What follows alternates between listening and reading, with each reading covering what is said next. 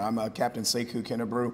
I'm the commanding officer of public affairs and media relations. And in just a few moments, Captain John Ryan, he's the commanding officer of our homicide unit, is going to brief us all on the update into the investigation of the missing Temple student, Jenna Burleigh. Before we do that, I do want to fill you in on some things, that this investigation is very early in its stages. It's still going on. It's still very active. So there's going to be some information that's not either yet known or, as we continue to develop the facts, or not yet available for release. So as you hear from Captain Ryan, if you do have some questions, I want to just make sure that we have these parameters up front.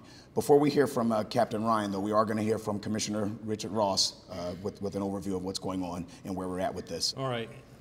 Obviously, you all know about this investigation, what we've been doing to date. Captain Ryan will fill you in. But all these cases bother us. All these homicides are significant issues for us that really tear at the heartstrings for a lot of these investigators, myself included, particularly when you hear about instances like this. They really hit home. I was talking to Chief Kelly over here, both of us having daughters, 22 years old. It really, really strikes home for you. And particularly thinking about the heartache and the grief that those parents must be going through right now, particularly that father, who last had dinner with his daughter. I mean, it really, really breaks your heart to hear something like that, and it was the last time you saw her. So a lot of work has gone into this thus far. Can't say enough about the men and women in the Detective Bureau. Obviously homicide all the time, but Central Detectives did a fabulous job picking this up, but the cooperation they got from state police as well as other jurisdictions, Temple University Police and so forth. But again, it's just totally a heartbreaking case, as many of them are, and we just keep this family in our thoughts and our prayers. So Captain Ryan, you want to give some particulars on this case? Let me just offer our deepest sympathy and condolences to the family of Ms. Burleigh.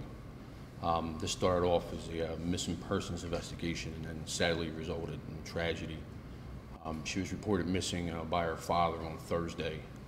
The initial investigation was, again, missing persons with Lower Salford and Temple University Police.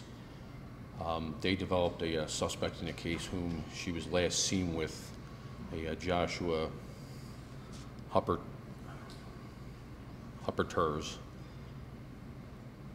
And the investigation led to an apartment on 16th Street, 1708 North 16th Street, and to a residence in Jenkintown. As the investigation developed on Friday, Central Detectives were able to locate the person of interest in Wayne County, in Hawley, PA. They went up there, interviewed Mr. Hupperterts, and brought him back to Philadelphia. 2 crime scenes were processed on 16th Street and in Jenkintown. Later, or earlier today, the body presumed to be of Ms. Burleigh was discovered in Wayne County at the residence of Mr. Huppertert's grandmother in Hawley, PA. He's upstairs down. He's going to be charged with murder and related offenses. So that's a good question. And so one of the things that we need to point out is that it did happen relatively quickly, though I'm sure those family members didn't feel that way. But given the scope of this investigation, and it is somewhat elaborate in the sense that there are multiple people who have provided information, some of whom we still don't know their connection to it, and still trying to figure that out. And so what Captain Ryan is really trying to indicate to you is that this is early. We still don't even know the cause of death. We do obviously believe, unfortunately, she was killed, but we don't know how. It's only appropriate, given the magnitude of this case, that we update you, but we still have a lot of work to do, to include trying to figure out who else may have been involved, if there's anyone else at all. But just a tragic case all the way around, but a lot of people who played a role in helping Central Detectives and Homicide find out what was going on, putting some of the pieces of this puzzle together. Tragically, it ended this way. Again, you know, our hearts go out to this family, but it's very complicated. Some of which they still just have to make sure that they've dotted every I and crossed every T. So no attempts to be evasive to you folks, just trying to be very clear about the fact that it's just a lot involved, particularly when you're talking about multiple parties that have aided you in finding out, want to make sure that they weren't culpable in any way in something that has transpired in this case. And so we've got multiple people involved, as you've indicated, and the captain has indicated, and all those things have helped us get to this point. But this point is still not its finality by any stretch of the imagination, because we still have quite a few unanswered questions.